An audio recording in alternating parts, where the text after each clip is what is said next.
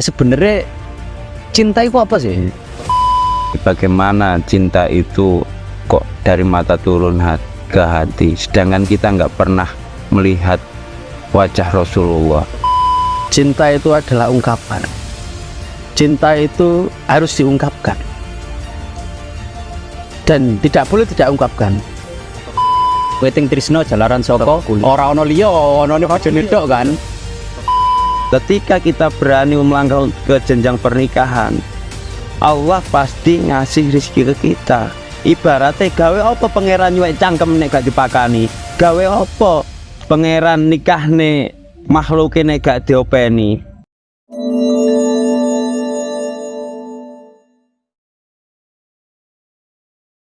Assalamualaikum warahmatullahi wabarakatuh. Berjumpa lagi dengan kami, Uyar-Uyur Tidak Jelas, kaum sarungan uyar-uyur tidak jelas, bersama channel Santri Bali. Tetap bersama, tidak ada yang host loh ini ya, tetap bersama Arif Azizi dan Bahri. apalah arti sebuah nama? Ada ini. Nah, Siapa? Kuzen Gezen Al Mukarrom. Ahlul Jannah. lah ya. Jemputnya jenenge gak gelem ya. Jane mahal jen mahal. Lek gak wong host sih gak iso. Kaya biyen ngaki kaya ini ku nggawe unta. Gak nggawe wedhus. Diaki kowe tak gak biyen. Oke. Di segmen kali ini kita akan membahas ya sesuatu yang tidak jelas lagi.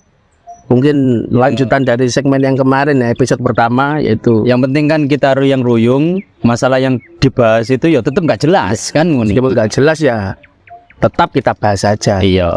Kan netizen kan ya juga ingin melihat ketidakjelasan Heeh. dan ketidakpastian Iya. seperti cinta yang nggak pasti itu loh. Sebuah cinta yang tidak jelas itu. Iya, iki anu wingi kan awan dhewe kan bahas Rabi ku ternyata Tidak harus gak kudu cinta kan ngono ya. cinta. Yang penting apa? Apa Gus? Yang penting Gus? Sing Mas. Ya wis padha mbek wingi lah. Oh, pada wingi. Oke. Yang penting itu ulekannya. Kayaknya kan perlu diperdalam lagi lah istilahnya. Ketika memang cinta itu nggak dominan dalam sebuah pernikahan. Sebenarnya cinta itu apa sih? Ya, Mas Gus, monggo Gus. Cinta itu adalah sebuah rasa, Ngandung micin Gus ya. mengandung micin. Cinta itu sebuah rasa, di mana kita bisa merasakan indahnya hidup, di mana kita bisa merasakan kenyamanan dalam hidup. Bukan hanya soal pandangan mata, tapi bagaimana hati kita bisa merasakan apa nama cinta itu. Tapi disertai nafsu enggak itu? Kalau definisi cinta dari mata turun ke hati itu nafsu. Oh, Tapi kalau definisi cinta dari hati naik ke mata itu adalah cinta. Karena apa? Bagaimana kita membahasakan cinta dari mata ke hati, sedangkan ya, orang yang sangat cinta kepada kita adalah contoh orang tua kita. Pasti hati orang tua kita merasakan bagaimana kasih sayang orang tua terhadap anak, pengaplikasiannya gimana. Dilalai seorang anak ini yo nggak ganteng, yo gak ayu, yo iso terusan ketika beban keluarga nggak bisa. Definisi cinta dari mata turun ke hati nggak bisa. Langsung hati ya. Dari hati turun ke mata atau keluar dari mata atau pengaplikasian dari mata. Karena apa? Contoh kita dari 3 orang ini sudah punya anak, sudah menjadi bapak. oh, sorry ya, Sering ngaku. kita belum yang kedua gitu. Mungkin menurut orang anak kita dikatakan contoh umpama nggak ganteng lah atau nggak cantik lah. Tapi pandangan kita dengan pandangan kasih sayang, dengan pandangan cinta, anak kita adalah yang terbaik, anak kita adalah yang terganteng. Oh anu Mas, berarti cocok karo pepatah Arab iku lho. Gimana? Kan ada toh di pepatah Arab iku sing menyatakan bahwasanya pandangan ridho itu menjadikan hal buruk menjadi baik. Oh, berarti meskipun wajahnya itu seperti dermulem, Ya dasarane dengan pandangan cinta itu bisa menjadi seperti apem. Apem kok apem bareng. Panganan tok dikira sih dhewe. Dadi kan nek nang kono kan kaidah ngene. Bukan kaidah ya, iki pepatah siiran ya. Wa ainur ridho angkuli aibin kalilah wa ainu sufti tubdil masawiyah. Wah, luar biasa. Cocok aku bagian dalili sampean ta Mas. Omongan sampean kan dalil lah. Itu loh guys. Jadi cinta itu tidak memandang seberapa gantengnya dia dan seberapa cantiknya dia. Soalnya nek ridho kabeh ku dadi api. Itu. Jadi Tapi nek dasarane gak seneng dadi elek kabeh. sing ayu dadi elek, sing elek tambah elek. Tambah elek. Wis awake dhewe ngene iki. Kalau menurut para pecinta sholawat kan biasanya gini, bagaimana cinta itu kok dari mata turun ke hati, sedangkan kita nggak pernah melihat wajah Rasulullah, tapi kita merasakan betapa cintanya kita kepada Nabi kita. Se. Koyoke nek bahas sholawat iki kok dualam ngono. Empane punya jamaah Jawa sholawat ya Mas. kita punya organisasi sholawat. Saya itu nggak punya, saya itu hanya Khotim. majelis, Kode majelis. atau saya itu hanya seorang pendosa yang ingin diakui sebagai umatnya, Wah. yang ingin mendapatkan syafaatul uzma. Yes, kita bersama-sama. Anu ya. Kan- Iki bisa ini. Jadi untuk next kita anu lah. Kita nge-review perdalam lagi kisah hidupnya Sawangan kok seru ngono lho ya. Seru banget itu. Kelas Semoga juga menjadi inspirasi buat teman-teman semuanya. Yo, Area Kediri yang ingin bersolawat bareng bersama Gus Milen, silakan. silahkan bisa. Bisa umroh bersama. Bisa. Promo. Lah kok endorse sih gimana?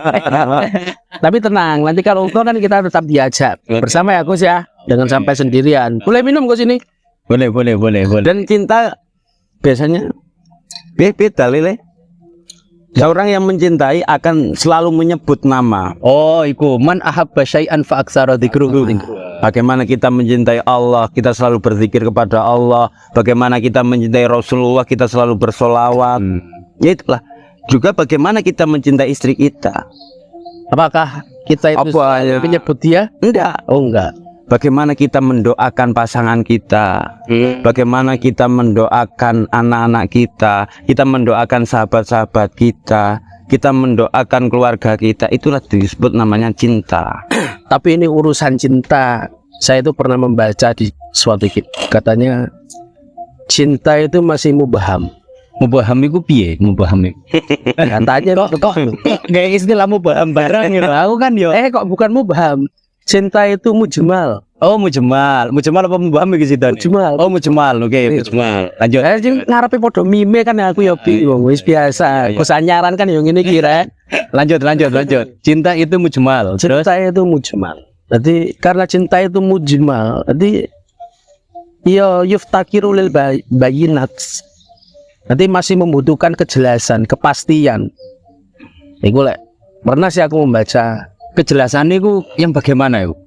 ya butuh suatu ungkapan, kepastian, dan juga membutuhkan Perawatan jelasnya kan. membutuhkan perawatan yang dicintai, mencintainya. Aku pernah duwe konco ya, duwe konco. Tadi ketika tak takoni kon lo, kok suwe jomblo yo ngapain? Lo gak Mas.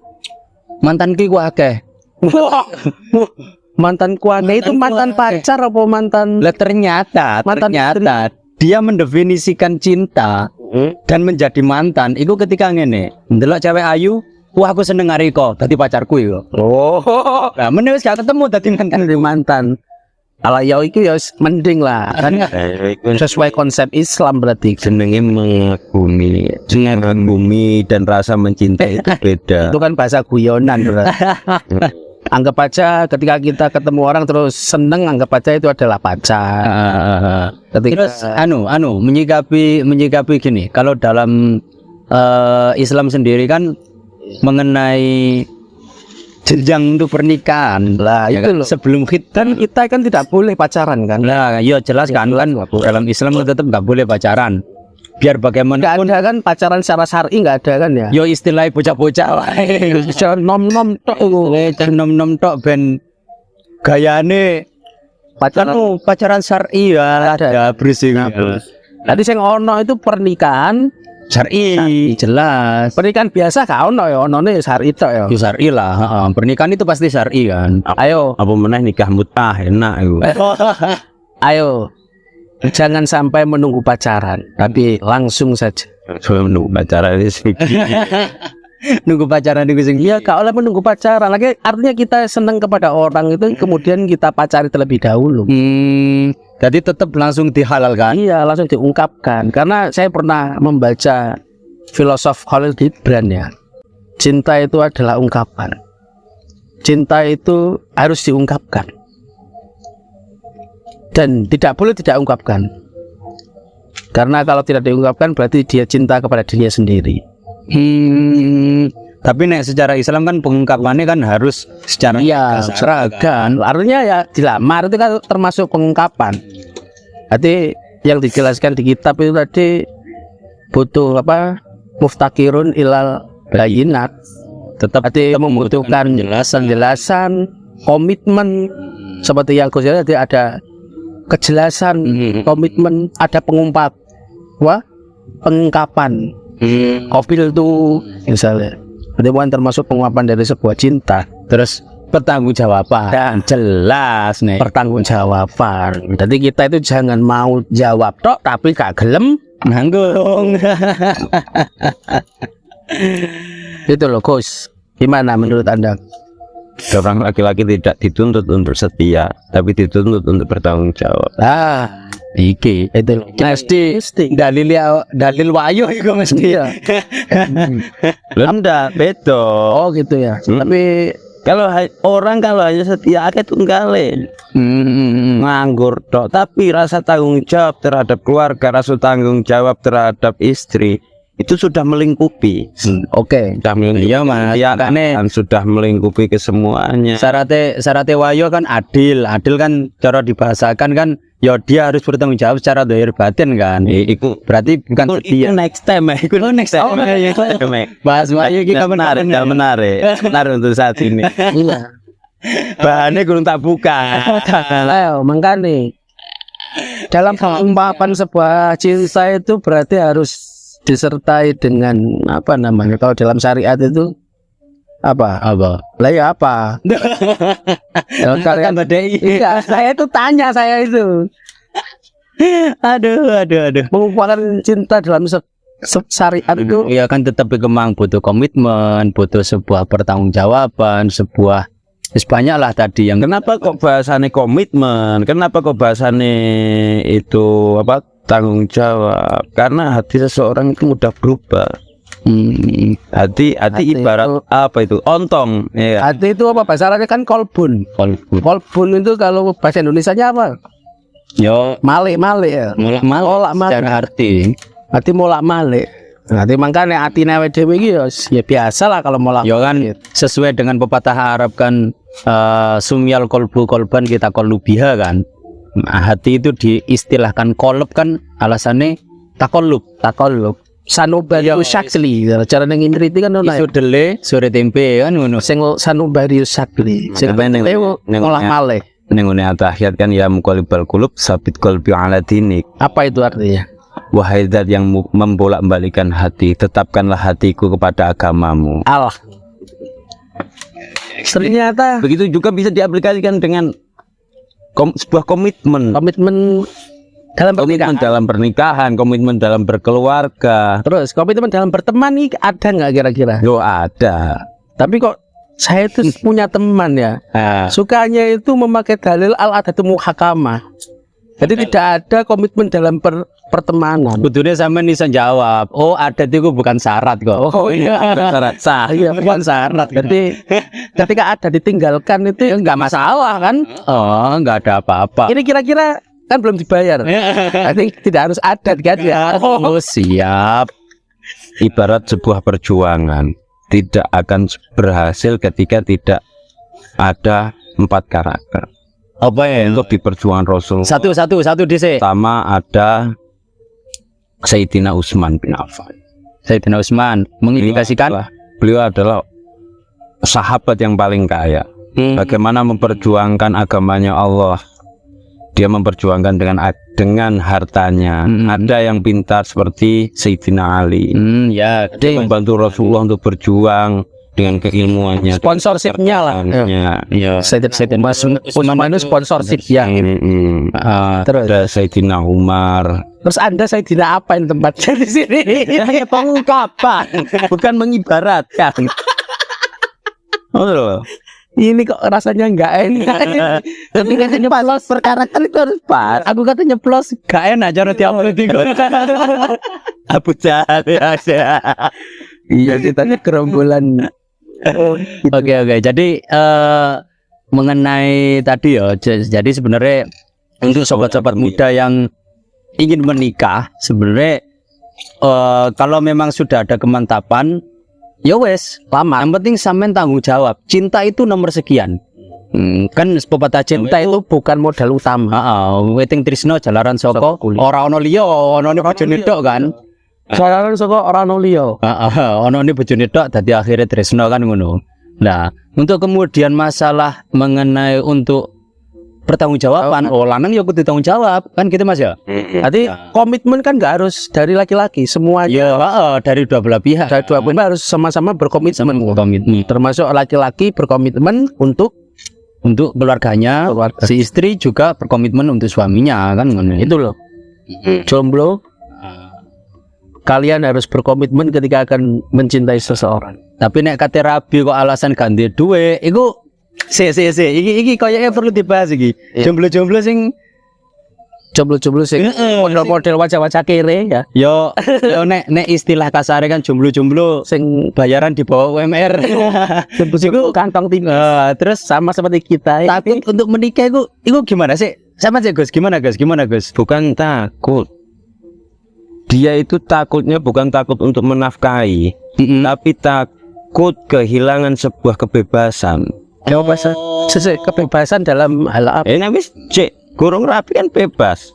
Arep ngeloyong rono, arep ngeloyong rene. Oh, jadi yang pertimbangan niku Takut dengan bayang-bayangnya sendiri. Berarti bisa dikategorikan, wah kalau begitu kan asumsinya malah menikah itu seolah-olah agak pengekangan.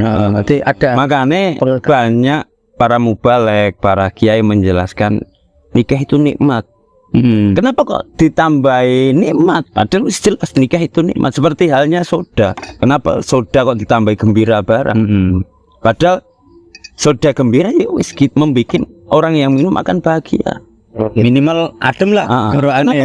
Diperjelas soda itu gembira. Soda itu membuat orang gembira. Kalau soda itu sedih, nikmat atau soda sedih. Sebenarnya banyak hal. Contoh, belum tentu sebuah pernikahan itu indah, sebuah pernikahan itu nikmat. Tapi secara garis besar, nikah itu nikmat, nikah itu ibadah seperti halnya beda ini. Iya, saya juga pernah membaca itu pernikahan itu termasuk cara kita itu untuk apa namanya itu menjangkepi, itu bahasa Indonesianya apa? Menggenapi. Waduh lah, Melengkapi. Nanti melengkapi sebuah kenikmatan yang Allah berikan. Yo, berarti mungkin jomblo-jomblo yang familiar dengan tulisan Arab ya. Ketika ada lafadz an-nikahu sunnati. Rono gak ono harokate diwaca an-nikahu santai kan. Lempot iku ya.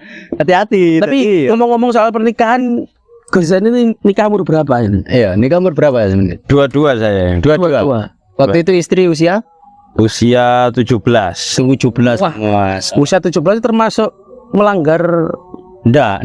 KTP. Dulu. selain dulu KTP. Itu Usia masih 17.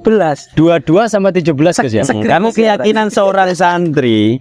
Kenapa kok berani? Umur 22 kok berani nikah?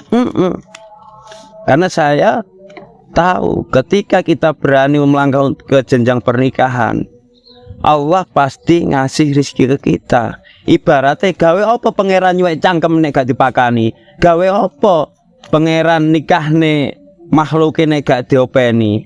Berarti sampean nikah itu keadaan nggak ada penghasilan tetap. Sampai sekarang Alhamdulillah sampai sekarang. Berapa tahun nikah itu? bilang saya menafkahi, enggak. Tapi ya adalah penghasilan untuk Seri solawatan. tujuan. Enggak loh. Enggak ya. Enggak. Enggak ya. Beda.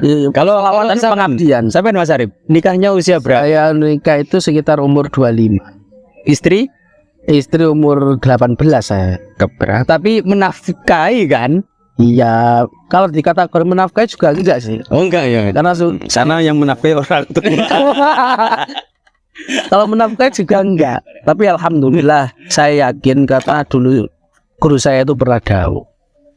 Jadi seorang santri itu tidak usah istilahnya khawatir dengan rezekinya. Kan gitu. Karena insya Allah Allah Subhanahu Wa Taala akan mencukupi segala kebutuhan rezeki. Dan itu saya pegang teguh. Ternyata saya buktikan juga. Sampai sekarang. Iya, sampai sekarang juga iya. Berarti untuk sekarang juga belum ada penghasilan tetap. Belum ada penghasilan tetap, tapi alhamdulillah ya ada aja hasilnya. Ada aja hasilnya ya. Alhamdulillah. Ya. Itulah. Karena saya memiliki keyakinan seperti itu pada Memang dawuhnya guru saya. memang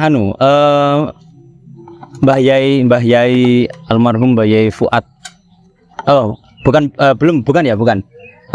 Romo Yai Huda Jazuli. Itu memang kan pernah dawuh. Santri kudu siap melarat. Bukan berarti santri ku mesti melarat kan enggak. Lah buktine Mas Arif iki yo santri tapi gak melarat-melarat. Enggak ya. Ya. Tadi maksudnya apa? Santri ku punya mental seperti Guzen. Dia nikah nggak punya apa-apa, budal nikah usia 22 tahun, istri 17 tahun. Nek untuk zaman sekarang sangat dini loh Mas itu Mas. Iya dini. Saya termasuk juga dini. Istri saya masih 17 loh. Istrinya 17. Baru lulus SMA saya cabut. Biro. Biasa. Dibahas lagi. Ini ke segmen selanjutnya aja. Gitu loh. Ya, itu Jadi- berarti memang penafsiran dari santri siap melarat itu bukan berarti santri ku melarat enggak. Tapi santri ku punya mental, kamu diberi rezeki Allah sedikit siap, kamu diberi rezeki Allah banyak, yo siap juga kan ngono. Ya, atau yang melarat itu apa namanya ya? Kritis. Gitu ya. Kritis dalam menyikapi sebuah permasalahan, baik dalam permasalahan keluarga atau permasalahan-masalah. Iya sih, wong melarat kan biasanya iku lebih orang yang melarat itu istilah melarat tadi ya. Kan biasanya luweh utek nang penggawean kan ngono. Tapi ya sampai sekarang saya belum punya penggawaian. Ayo semua menawari menggawaian itu. Kan dia penggawean HP-nya iPhone. Tapi itu ya yang perlu kita ambil dari pelajaran ini, yaitu bagi para jomblo-jomblo jangan takut untuk mengungkapkan sebuah cinta, karena ada pepatah cinta itu harus diungkapkan, nggak ada cinta yang nggak diungkapkan. Tapi kecuali bagi mereka yang mencintai dirinya sendiri. Tapi ya ungkapannya harus sesuai legal syarak lah ya. Tadi kan menurut Bezen kan ya komitmen itu tetap dijaga, tanggung jawab itu. Legal syarak itu dalam arti ya melamar, Ya menikah. ya melamar, menikah. Bezen berarti ceritanya dulu waktu santrinya pulang terus kesengsem sama lamar gitu lah. Oh belum pulang malah. Oh belum pulang. Masih Saya sekolah. mau melanjutkan yang itu tadi. Oh, gimana? Jangan sampai si perempuan-perempuan, wanita-wanita di HP-mu ada suara buaya. Karena itu sangat berbahaya. Gimana suara buaya? Aku mencintaimu apa adanya. Wah itu sangat buaya sekali. Bullshit ya. Tapi kalau suara laki-laki sejati, suara laki-laki yang mau bertanggung jawab adalah bilang aku mencintaimu di depan orang tuamu. Oh. Tapi kalau suara buaya bilang aku mencintaimu tapi di HP-mu. Itu keren sekali guys quote-nya tadi. Mesti oke kata-kata nelona. Tapi pernah saya dengar daunnya Gus Kausar itu lelaki sejati adalah lelaki yang dimana istrinya belum meminta tapi sudah dibelikan. Masuk Masuk itu. heeh. Masalahnya kan iku kan Tapi mohon maaf. bagi laki-laki yang peka. Iya. Soalnya apa? Tipe laki-laki dua. Gimana? Kalau nggak peka ya pekok. Nek peka istri belum minta sudah dibelikan. Nek pekok masih wis jalo ya gak keturutan. Tapi sampai sekarang belum pernah melakukan itu berarti termasuk pekok ya. Ya pekok lah. Iki ngelak.